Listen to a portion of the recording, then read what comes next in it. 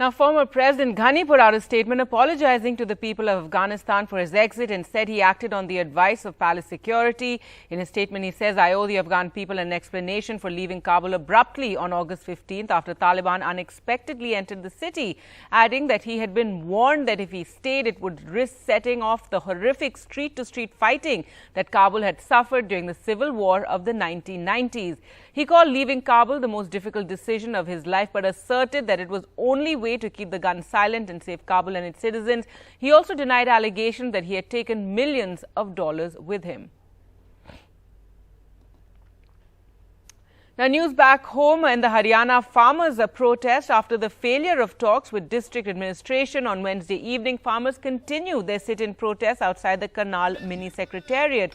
Talks between the district administration and protesting farmers ended in deadlock, with the latter rigid in their stand, seeking dismissal of the IAS officer who had ordered the lathi charge on August 28th, in which many farmers were injured. The administration seems unrelenting in accepting the demand, but there are now fears of a Shingu, a border-like situation developing near the mini secretariat, where the farmers have pitched tents and are sitting in protest. As farmers continue their protests over the farm bills, the Union Cabinet approved the increase in minimum support price of Rabi crops. It's rupees 40 per quintal each for wheat, just a 2% increase, which is the lowest in over a decade.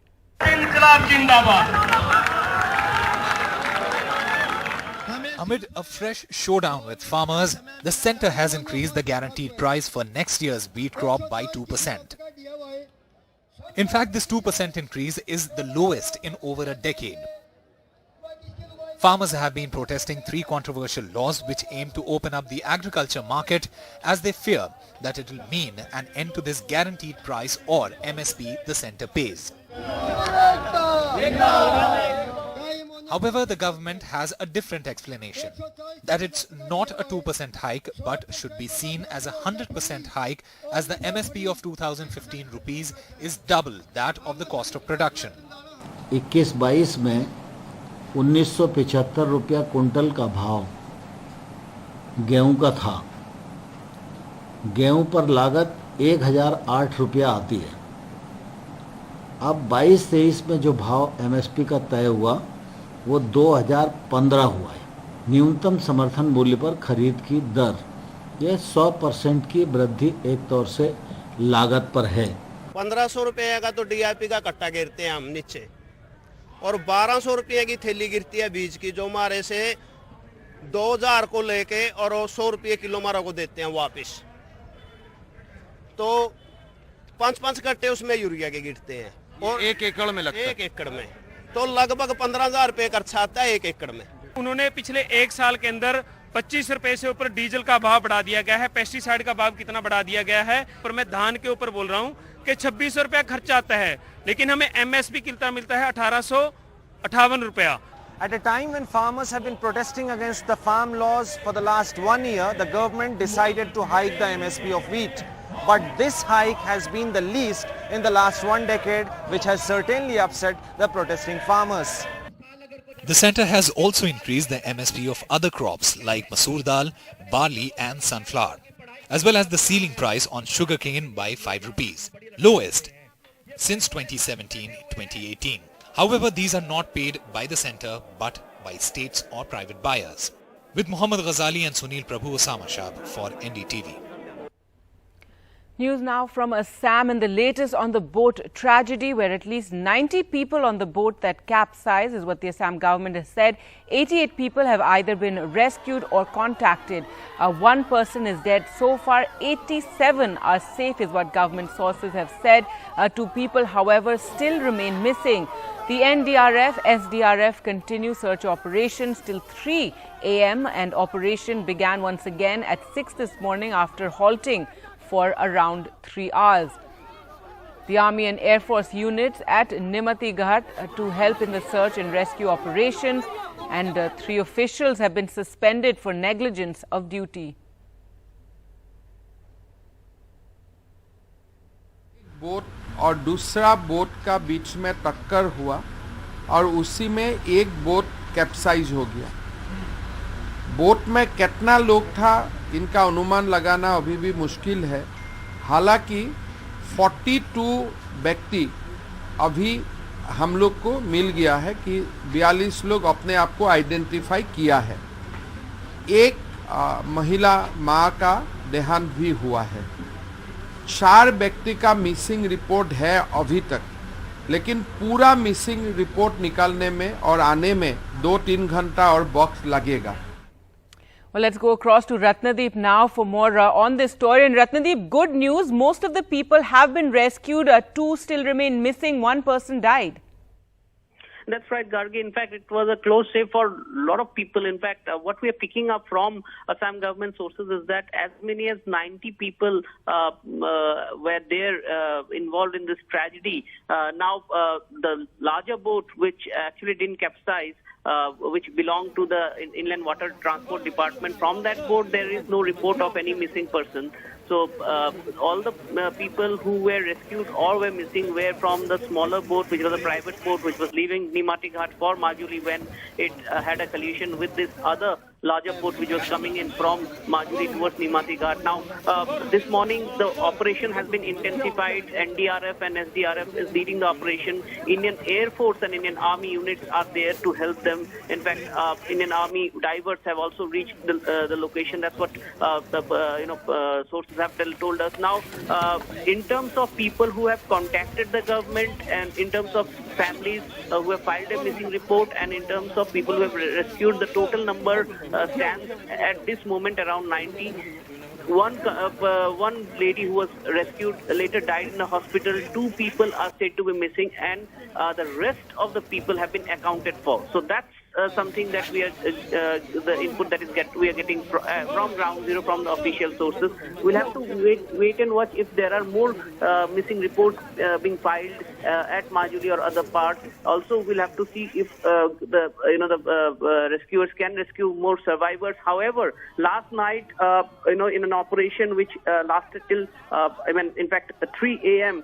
In this morning, the rescuers were able to cut open the capsized boat, and they didn't find any casualties or survivors inside the boat apart from some belongings. So one would imagine either people have been rescued, or maybe also there are chances of people being swept away, given the fact that the Brahmaputra at this moment the water level in Brahmaputra is high, although below danger level, because there were floods only last week, and this is a river which has very high and rapid currents.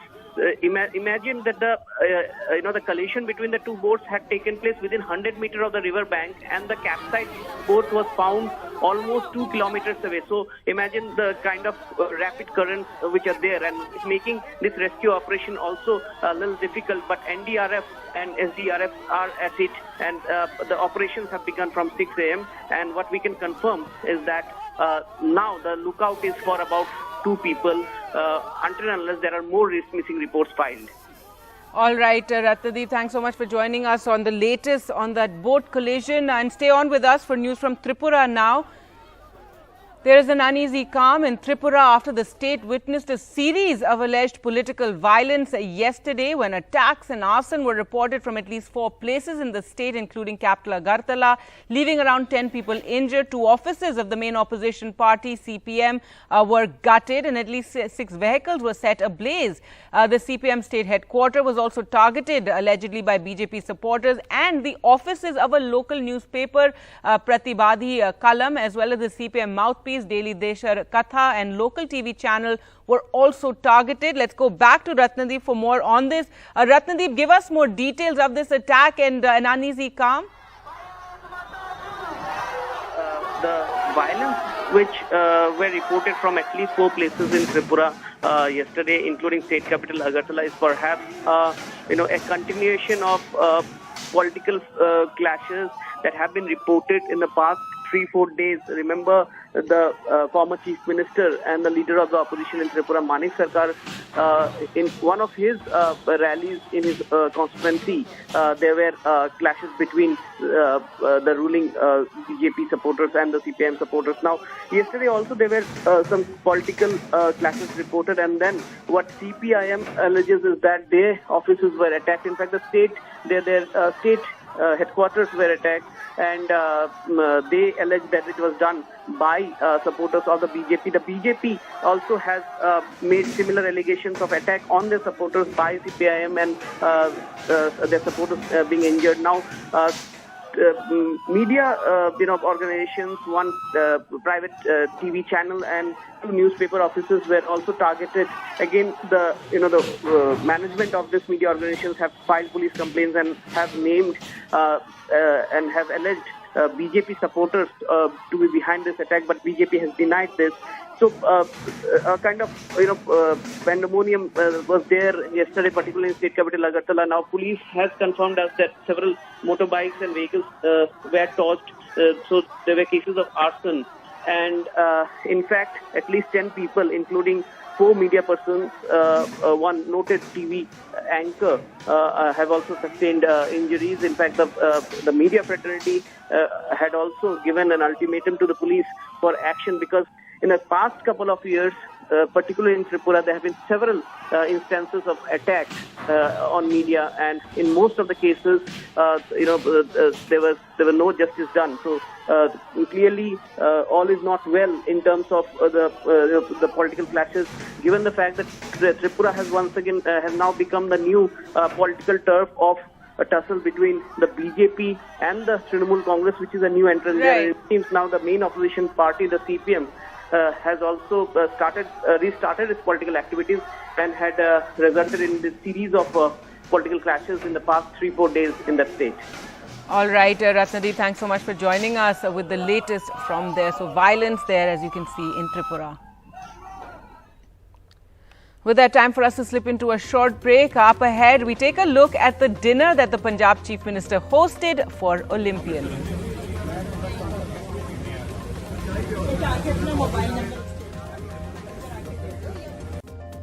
Welcome back. The much-awaited dinner was hosted by Punjab Chief Minister Captain Amrinder Singh for Olympic medalists and participants from the state and some others, including gold medalist Neeraj Chopra. This took place last night. In fact, the Punjab Chief Minister himself cooked many of the dishes and then he served them personally to all the Olympians. So he held this lavish dinner in his farmhouse. He could be seen serving his guests straight out of the dishes in which he had cooked his favorite meal earlier.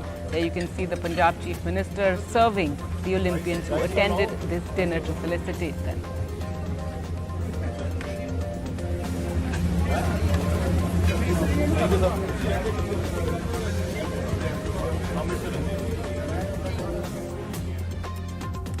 With that, time for us to slip into a short break. Coming up on the other side, the Centre's outreach program in Jammu and Kashmir.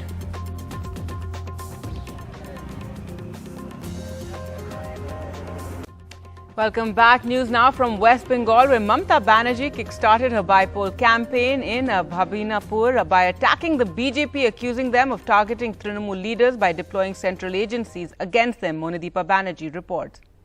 অভিষেকের ওপর যদি কোনো বেআইনি case থাকে তুমি আইনত করো, আমার কোনো আপত্তি নেই, কিন্তু কোনো কেস নেই, কোনো এভিডেন্স নেই, তোমাকে প্রমাণ করতে হবে তুমি চোর। একটা ইন্টেনশন না থাকলে বুঝতে পারেন, আজকে 9 ঘন্টা জেরা করার পরে বলছে তুমি কালকে আবার এসো। A low-key start to her poll campaign with a small meeting of party workers. But her agenda-setting speech, high voltage, attacking BJP for deploying central agencies against her party leaders and even the Prime Minister for what she said was his failure on the vaccine front. If co-vaccine is not allowed, how Prime Minister you are going to USA? We hope that before you are going to USA, co-vaccine must be recognized by the World Health Organization so that other people also get the opportunity. BJP is big target and Bhawanipur a test of her bid to forge opposition unity against it before 2024. Congress is taking it seriously and will not field a candidate against her. The left will fight, but BJP admitted some potential names had backed off. আমি তো বলে দিলাম কংগ্রেস দলের সর্বোচ্চ নেতৃত্বের সিদ্ধান্ত ভবানীপুরে মমতা ব্যানার্জির বিরুদ্ধে কংগ্রেস কোনো প্রার্থী দেবে না, কোনো প্রচার করবে না। এরকম অনেক সাজেশন এসেছে, তো যা যা নাম আপনারা ভাবছেন বা মিডিয়ায় চলছে সবই লিস্টের মধ্যে আছে, তার ভিতর থেকে চয়ন করে আমরা দিল্লিতে পাঠাচ্ছি। Mamata Banerjee has won from Bhawanipur in 2011 and 16. Her party is confident of a hat-trick. One of Mamata Banerjee's many messages to her workers as she set the ball rolling for her elections was, don't take this vote lightly. It's important in the context of 2024. Clearly from the soil of Bhawanipur, Mamata Banerjee has her eyes firmly set on New Delhi. With G.D. Shankar, Monideepa Banerjee, NDTV. Now to Jammu and Kashmir and the centre's major outreach program in Jammu and Kashmir. 28 central ministers will be visiting the Union Territory in the next month to highlight central government's initiatives after abrogation of Jammu and Kashmir special status 2 years ago. The outreach program starts today. Union Agriculture Minister Narendra Tomar will be visiting Jammu district and will be meeting public representatives and review development process in this district. मैं कह सकता हूँ कि जितने parameters हैं पहले से बेहतर परफॉर्मेंस हुई है। जिस तरह इंटरेस्ट इंडस्ट्री दिखा रही, बिजनेस हाउस से जिस तरह से रुचि ले रहे हैं। People in Jammu and Kashmir have lost their jobs after the prolonged communication and mobility shutdown after the abrogation of 370. I'm afraid it looks like an elaborate eyewash, and I personally do not have any high hopes for it. The only time something in Jammu and Kashmir is going to change when the central government really thinks that it is time to restore democracy in Jammu and Kashmir. Well, let's go across to Nazir now for more. Nazir, a major outreach by the government in which, ministers will try to show the sort of development and achievements ever since the abrogation of 370. Yeah, exactly. That is the plan too. It is the second actually major outreach program by the centre. First was started Assam a few months after abrogation of JNK special status.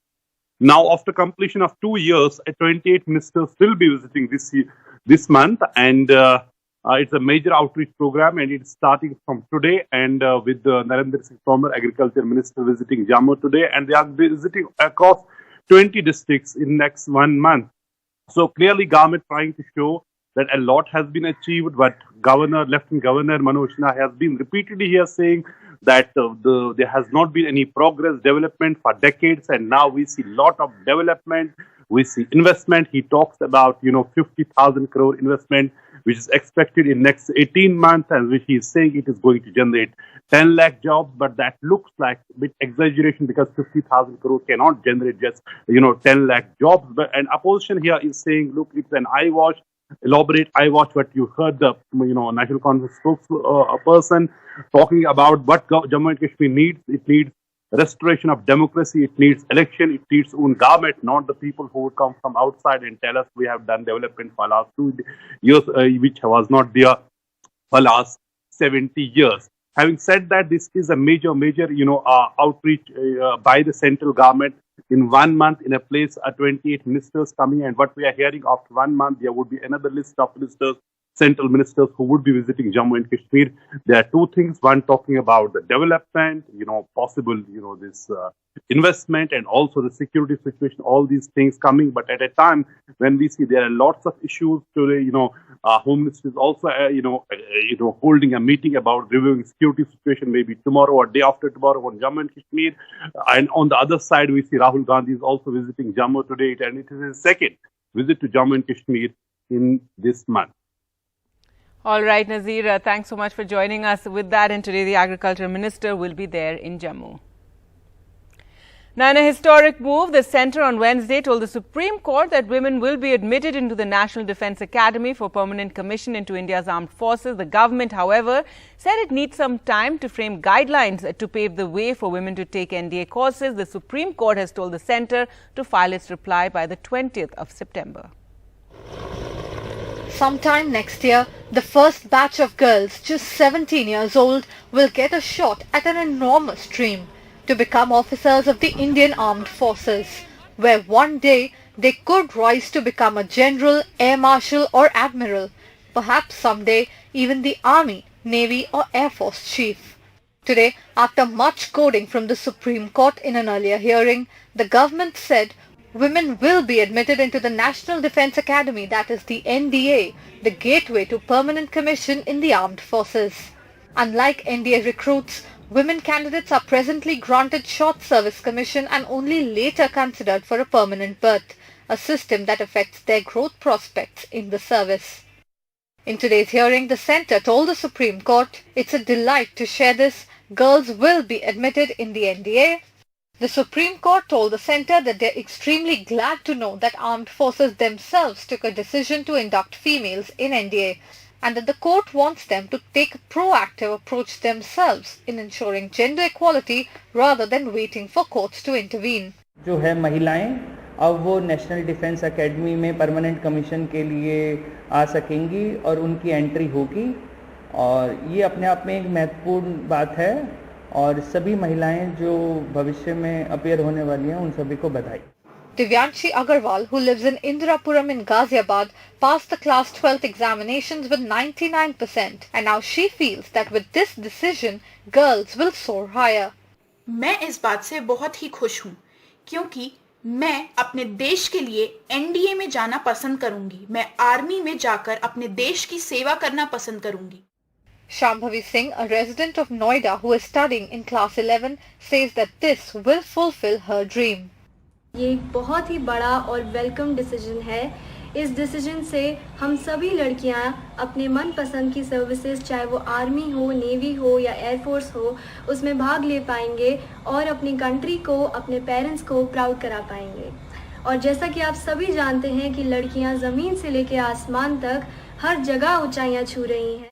In an interim order on 18th August, the top court had slammed the gender mindset of the army, forcing the government to act. Women are presently allowed entry into 10 arms of the army but not the fighting arms. A decision to accept women into the army's infantry, armoured mechanized forces and artillery is still to be taken. The Indian Air Force has deployed women in combat roles and employs women fighter pilots. The Navy is also looking to progressively induct women on board warships.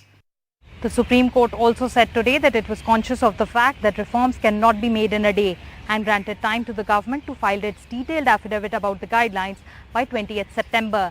The next hearing in the case will take place on 22nd September. In New Delhi, with Vishnu Shom and Rajiv Ranjan, this is Sukirti Dwivedi for NDTV. Now, the NIA charge sheet in the Antilla bomb scare case does not specifically claim the role of former Mumbai Police Commissioner Parambir Singh in the conspiracy, but the statement of a cyber expert quoted in the 10,000-page charge sheet has some serious implications for Parambir Singh. Here's a report. Former Mumbai Police Commissioner Parambir Singh paid a cyber expert 5 lakh rupees in cash for fudging a report in the bomb scare outside the residence of Mukesh Ambani, according to a statement attached as part of the charge sheet in the case. Parambir Singh has been evading the police in other cases and a lookout circular has been issued against him. A statement from the cyber expert is part of the charge sheet filed by the NIA last week. The cyber expert had prepared the report that the terror outfit Jaish-ul-Hind had taken responsibility for the incident where a SUV with gelatin stakes was parked close to the top industrialist's home, Antilia, in South Mumbai.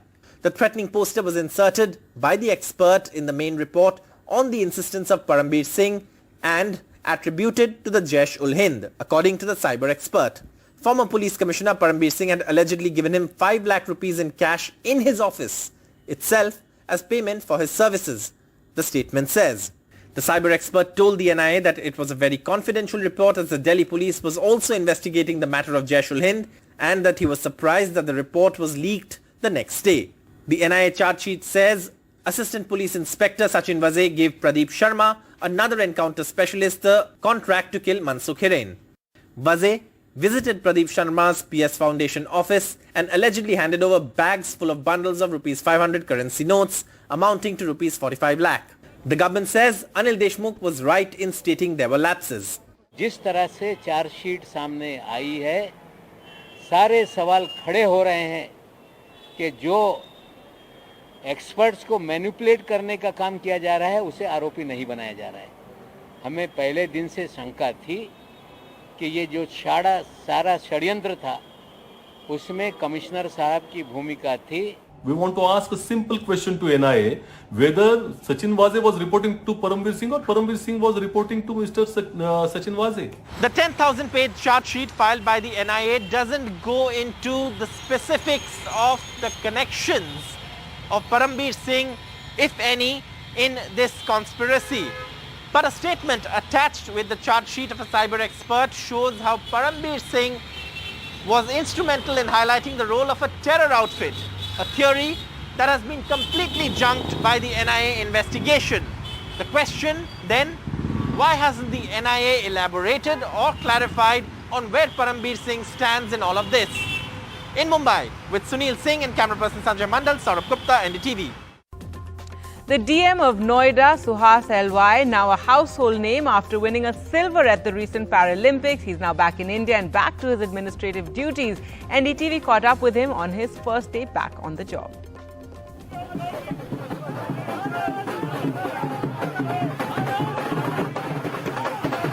A hero's welcome for Suhas Yathiraj, as the silver medalist at Tokyo Paralympics returned to serve as district magistrate at Gautam Buddha Nagar in Uttar Pradesh, just a day after returning to India from Tokyo. The journey from a village in rural Karnataka to here has not been easy. The fact that now I can speak to a premier news channel in English, when I was a child I was not even getting an admission to an English medium school, right. That itself shows that if you have grit and determination in life and if you have self-confidence, things will turn up. Suhas says the game will now take a back seat as he intends to focus on his first passion, his work as a civil servant. Don't get tired by being a civil servant, by doing the job of civil servant. I don't believe in the term work-life balance. Game is, for now, it is taking a little backseat in the sense that I've been fortunate to get Paralympic silver medal. So right now I want to concentrate on administrative tasks. The story of Suhas Yathiraj from being a young boy in a rural village of Shivmoga to being a silver medalist at Tokyo Paralympics is of great grit, which shows that if you have determination, then no feat in this world is too difficult to achieve. With camera person Prem Singh, I'm Akshay Dungre for NDTV. Now, former President Ghani put out a statement apologizing to the people of Afghanistan for his exit and said he acted on the advice of palace security. I owe the Afghan people an explanation for leaving Kabul abruptly on August 15th after Taliban unexpectedly entered the city, he wrote, adding that he had been warned that if he stayed, it would risk setting off the horrific street-to-street fighting that Kabul had suffered during the civil war of the 1990s. He called leaving Kabul the most difficult decision of his life. He also denied allegations that he had taken millions of dollars with him. Now, news back home and the latest on the Assam boat tragedy. At least 90 people were on the boat that capsized, is what the Assam government has said. 88 people have been either rescued or contacted. One person is dead so far. 87 are safe. 2 people are still missing. The NDRF, SDRF have continued search operations till 3 this morning, and the operations started again at 6 in the morning after a halt of 3 hours. Army and Air Force units are also helping in the search and rescue. 3 officials have also been suspended for negligence of duty. Well, let's go across to Ratnadeep now for more. And Ratnadeep, the Chief Minister is expected to visit the area today, and also a good effort in rescuing people. Most were saved.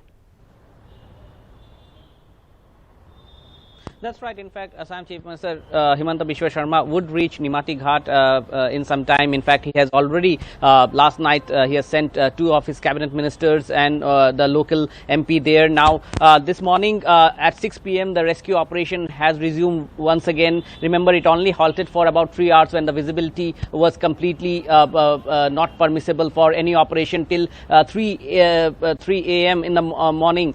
In fact, there were rescue operations being conducted by the NDRF and the State Disaster Response Force. They had also cut open the capsized boat to look for any casualties or survivors. They didn't find any apart from some belongings of the passengers traveling. Now, what we are picking up from sources at ground zero is that as many as 90 people might have been on board of in that boat which has capsized. Remember, there is no official account, or rather there is no the government has not been able to give a complete picture in terms of how many people boarded that boat, but what the account that we are getting is in terms of the total number of people rescued, the people who are being treated at the hospitals, the people who have themselves swam to the river bank and contacted, and the people about whom missing reports have been filed by family members. So if you add all this together, it comes around 90 people, and of them a 30-year-old girl who was rescued and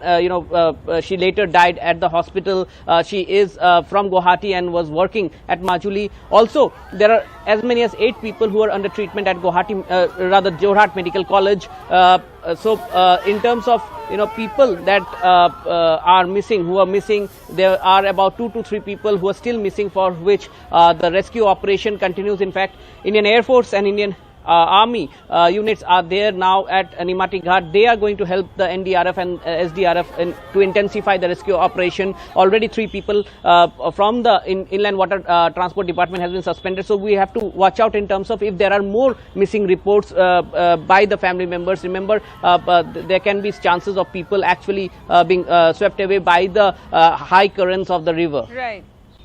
All right, Ratnadi, thanks so much for joining us with the very latest there, and stay with us for the news from Tripura now. And there's an uneasy calm in Tripura after the state witnessed a series of alleged political violence, incidents of political violence yesterday, when attacks and arson were reported from at least 4 places, including capital Agartala, leaving around 10 people injured. 2 offices of the main opposition, CPM, were gutted and at least 6 vehicles set ablaze.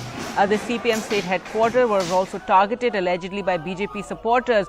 During the clashes, offices of local newspapers, Pratibadi Kalam and CPM Mouthpiece, and a local TV channel were also targeted. 4 media persons have been injured. Let's go back to Ratnadi for more on this. And Ratnadi, tell us more about what sparked this violence, and also why was the media attacked? That's right. In fact, yesterday, Tripura saw a lot of violence, which police sources also claim are political in nature, given the fact that at least in 4 places there were violence and arson, including state capital Agartala. Now, the main opposition party in the state, the CPM, has alleged that it was BJP supporters who had attacked their party offices in different places, including the state party headquarters at Agartala. Now, this is perhaps in a series of political clashes that the state has been witnessing for the past 2-3 days. There was an attack in a rally of the leader of the opposition and former Chief Minister Manik Sarkar about 2 days back, and after that the BJP also alleged that their party supporters and workers were attacked by the CPM supporters. So there have been allegations and counter allegations. Now, in all this, what police has confirmed us is that there were at least 10 people who were injured. This also includes 4 media persons, because 2 newspaper offices, one which is also the mouthpiece of the CPIM, and another local cable run TV news channel. These 3 media outlets were attacked, and in the police complaint that the media outlet managements have filed with the police, they have also alleged that it was BJP supporters who have attacked their offices. However, BJP has refuted these allegations. They have said that they were hooligans, and they have also alleged that the CPIM is attacking their people. So at a time when Tripura has become the new battleground between the Trinamool Congress and the BJP. Remember, in the last 1 month, Trinamool Congress have tried to enter in the political scenes of Tripura, and there have been skirmishes between the 2 political parties. Now it seems that the main opposition party, CPM, and the BJP are also at loggerheads. And very interesting is that the fact that the media is being targeted. Now, in the past 3-4 years, there have been several instances where in Tripura media houses, journalists, photographers, camera persons have been targeted, and in most of the cases we have seen that police actually didn't take any action. So therefore, the media fraternity there have actually given an ultimatum to the police authorities as well. All right, Ratnadi, thanks so much for joining us there with the latest developments. Time for us to slip into a short break. Coming up on the other side, we'll bring you the farmers' protest now in Karnal. We'll get you all the details. Welcome back. Well, let's now get you the latest on the farmers' protest in Karnal, and the farmers have gherraud the mini secretariat for a third day.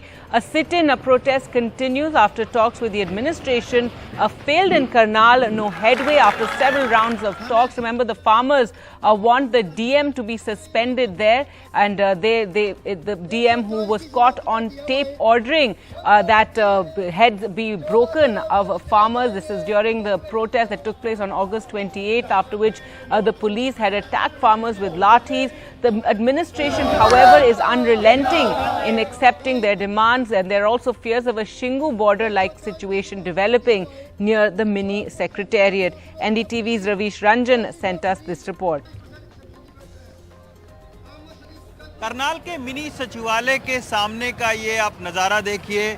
बीते 2 दिनों से जो किसान और प्रशासन है उसके बीच टकराव चल रहा है, और आप देख सकते हैं कि ये मिनी सचिवालय का मेन गेट है, और इसके सामने आप देख सकते हैं कि पुलिस, यहाँ पर हरियाणा पुलिस के जवान यहाँ पर तैनात हैं। तमाम सारी जगहों पर, हरियाणा के अलग अलग जगहों पर आप देख सकते हैं कि धरना प्रदर्शन किसानों का चल रहा है, लेकिन ये एक नई जगह जो है वो करनाल बन गई है। तो ये आप देख सकते हैं तमाम सारे किसान हैं। कुछ किसान से बात करेंगे।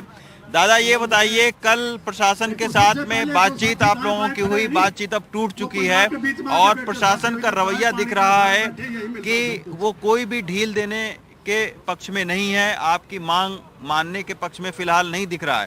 तो अब आगे क्या करेंगे? कितने दिनों तक ये धरना चलेगा? इसका कोई टाइम बाउंड नहीं है। धरना जब तक चलेगा जब तक हमारी तीनों मांगे जो कल करी थी वो पूरी नहीं हो जाएंगे, इतने किसान यहाँ से हिलेगा नहीं। अच्छा। चाहे 10 दिन लगो, चाहे महीना लगो, चाहे 6 महीने लगो, चाहे 10 साल लगो, हम यहाँ से हिलने वाले नहीं हैं। तो जिस तरीके से दिल्ली के तीनों बॉर्डर पर आप लोगों का धरना प्रदर्शन चल रहा है और अभी तक 9 महीने से ज्यादा का वक्त हो गया है, तो इस धरने को भी अगर बढ़ता है, टाइम बढ़ता है, तो आप यहीं पर बैठे रहेंगे? यहीं पर बैठे रहेंगे। लेकिन मिनी सचिवालय का कामकाज चलता रहेगा, उनको आप लोग कोई परेशान नहीं उसे हम कोई डिस्टर्बेंस नहीं करेंगे। अच्छा। हम यहाँ पर धरना जारी रखेंगे। अच्छा। और जो काम करवाने वाले हैं वो आदमी काम करो, हम उन्हें कोई तकलीफ नहीं देंगे। आज अगर किसान नेताओं के साथ में प्रशासन की बातचीत होती है तो क्या ये डेडलॉक टूटता है, या फिर ये धरना प्रदर्शन भी दिल्ली के अलग अलग बॉर्डर की तरीके से लंबा चलता है? ये आने वाला वक्त बताएगा। Now, the much-awaited dinner for Olympians was hosted by the Punjab Chief Minister, Captain Amrinder Singh. He hosted this dinner for Olympic medalists and participants from the state, as well as some others, including gold medalist Neeraj Chopra. This took place last night, and from cooking delicacies to personally serving them, Captain Amrinder held this lavish dinner. He could be seen serving his guests straight out of the patilas in which he had cooked his favorite dishes earlier. There you can see him serving gold medalist Neeraj Chopra.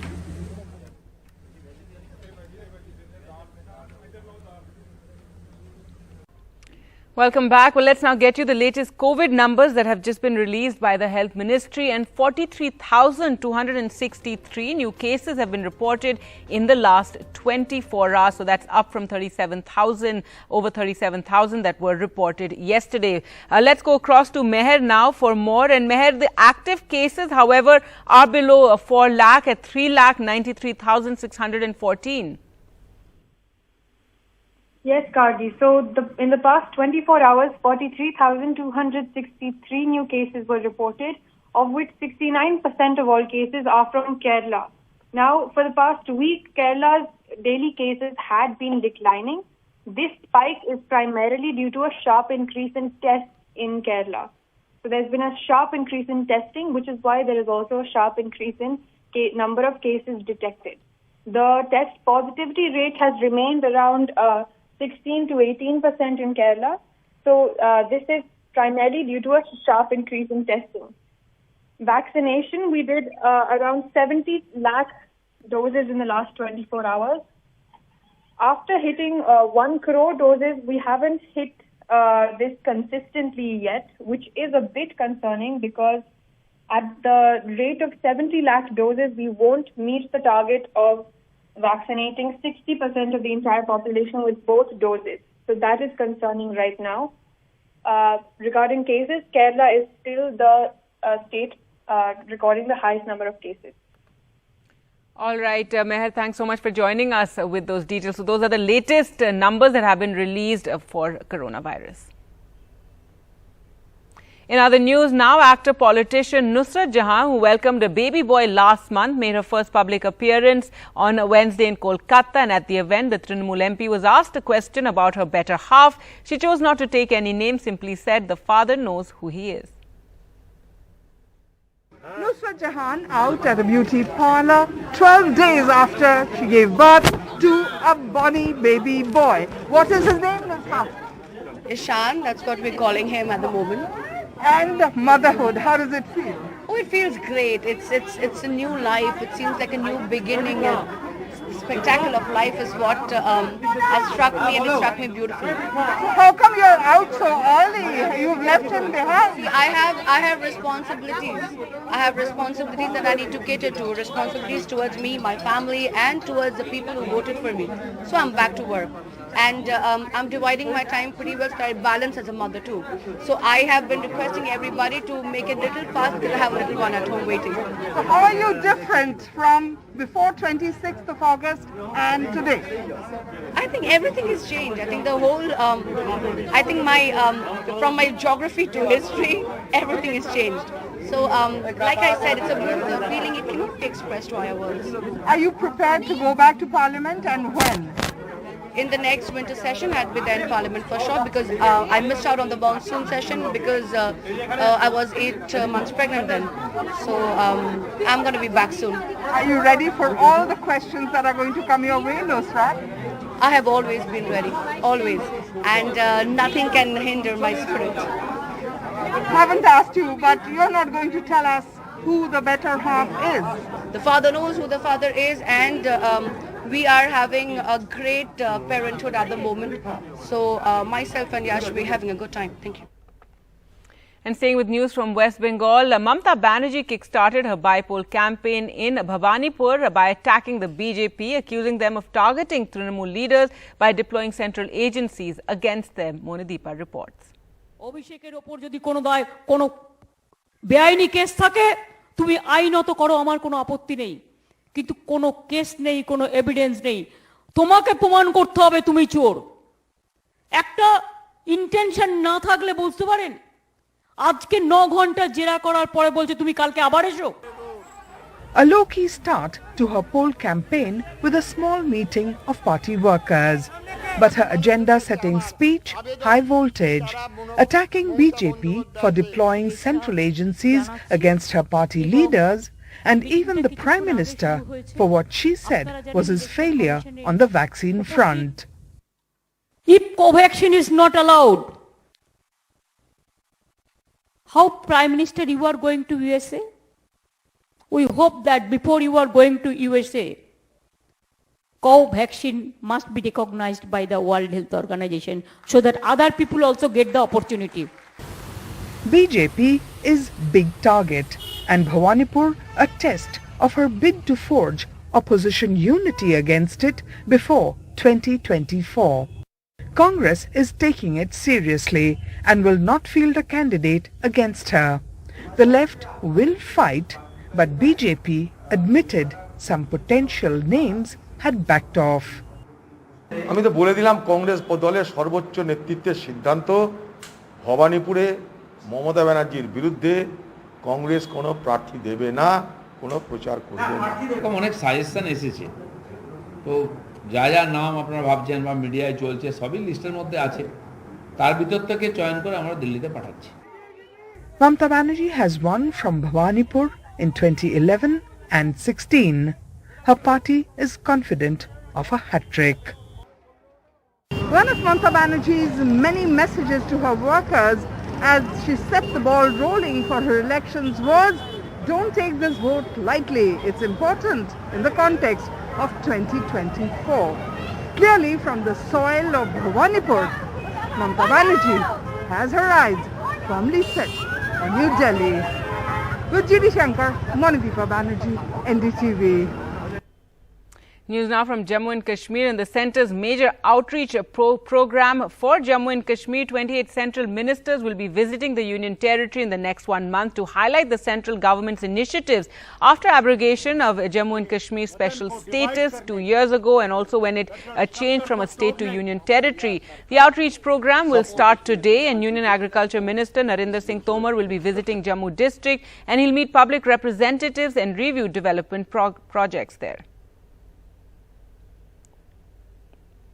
Interest industry दिखा रही, business house से जिस तरह से रुचि ले रहे हैं, मैं इस सभागार में बड़ी जिम्मेदारी से बात करना चाहता हूं कि आने वाले 1.5 साल के अंदर शायद 50,000 करोड़ से भी ज्यादा इन्वेस्टमेंट जम्मू कश्मीर में आएगा और 10 लाख युवाओं को यहाँ रोजगार मिलेगा।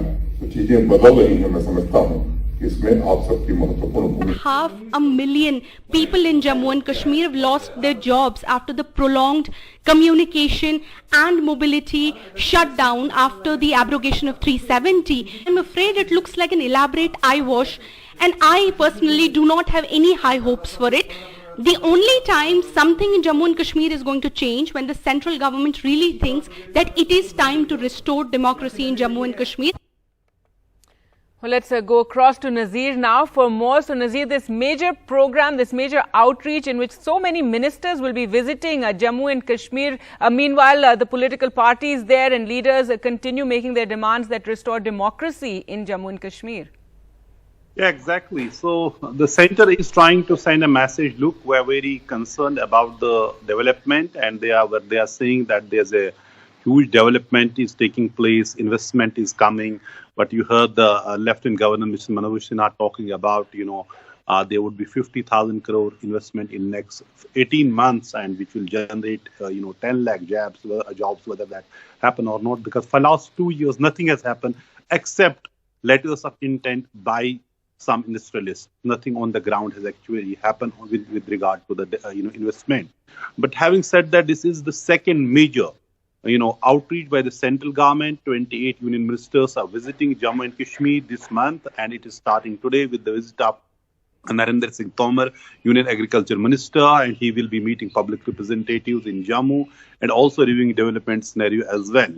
So for almost every day we'll see a central minister visiting Jammu and Kashmir, and they will visit across 20 districts in Jammu and Kashmir. There was also, political parties here saying there should be assembly elections, there should be restoration of political process. These visitors, we can come anytime, but the fact is, the government of India is serious about Jammu and Kashmir, and they want to see people's participation in the development, and people will have sense of ownership and belonging in the system. Then they need to restore democracy in this state. All right, Nazir, thanks so much for joining us there with the very latest. Now, in a historic move, the centre on Wednesday told the Supreme Court that women will be admitted into the National Defence Academy for permanent commission into India's armed forces. The government, however, said it needs some time to frame guidelines to pave the way for women to take the NDA courses. The Supreme Court has now told the centre to file its reply by the 20th of September. Sometime next year, the first batch of girls just 17 years old will get a shot at an enormous dream to become officers of the Indian Armed Forces, where one day they could rise to become a general, air marshal or admiral, perhaps someday even the Army, Navy or Air Force chief. Today, after much goading from the Supreme Court in an earlier hearing, the government said women will be admitted into the National Defence Academy, that is the NDA, the gateway to permanent commission in the armed forces. Unlike NDA recruits, women candidates are presently granted short service commission and only later considered for a permanent berth, a system that affects their growth prospects in the service. In today's hearing, the centre told the Supreme Court it's a delight to share this. Girls will be admitted in the NDA. The Supreme Court told the centre that they're extremely glad to know that armed forces themselves took a decision to induct females in NDA, and that the court wants them to take a proactive approach themselves in ensuring gender equality rather than waiting for courts to intervene. जो है महिलाएं अब वो national defence academy में permanent commission के लिए आ सकेंगी और उनकी एंट्री होगी, और ये अपने आप में एक महत्वपूर्ण बात है, और सभी महिलाएं जो भविष्य में अपीयर होने वाली हैं उन सभी को बधाई। Divyanshi Agarwal, who lives in Indirapuram in Ghaziabad, passed the class 12th examinations with 99%, and now she feels that with this decision, girls will soar higher. मैं इस बात से बहुत ही खुश हूँ क्योंकि मैं अपने देश के लिए एनडीए में जाना पसंद करूंगी। मैं आर्मी में जाकर अपने देश की सेवा करना पसंद करूंगी। Shambhavi Singh, a resident of Noida who is studying in class 11, says that this will fulfill her dream. ये एक बहुत ही बड़ा और वेलकम डिसीजन है। इस डिसीजन से हम सभी लड़कियां अपने मनपसंद की सर्विसेज, चाहे वो आर्मी हो, नेवी हो या एयरफोर्स हो, उसमें भाग ले पाएंगे और अपनी कंट्री को, अपने पेरेंट्स को प्राउड करा पाएंगे। और जैसा कि आप सभी जानते हैं कि लड़कियां ज़मीन से लेकर आसमान तक हर जगह ऊंचाइयां छू रही हैं। In an interim order on 18th August, the top court had slammed the gender mindset of the army, forcing the government to act. Women are presently allowed entry into 10 arms of the army, but not the fighting arms. A decision to accept women into the army's infantry, armoured mechanized forces and artillery is still to be taken. The Indian Air Force has deployed women in combat roles and employs women fighter pilots. The Navy is also looking to progressively induct women on board warships. The Supreme Court also said today that it was conscious of the fact that reforms cannot be made in a day and granted time to the government to file its detailed affidavit about the guidelines by 20th September. The next hearing in the case will take place on 22nd September. In New Delhi, with Vishnu Shom and Rajiv Ranjan, this is Sukirti Dwivedi for NDTV. All right, let's get you some tech news now and get you the latest on Jio Phone. That's the first smartphone from Jio. It's the next to democratize smartphones. Jio and Google will launch affordable phones for India. Reliance has said Jio Phone Next is the world's most affordable smartphone. Rajiv Makhni gets us all the details.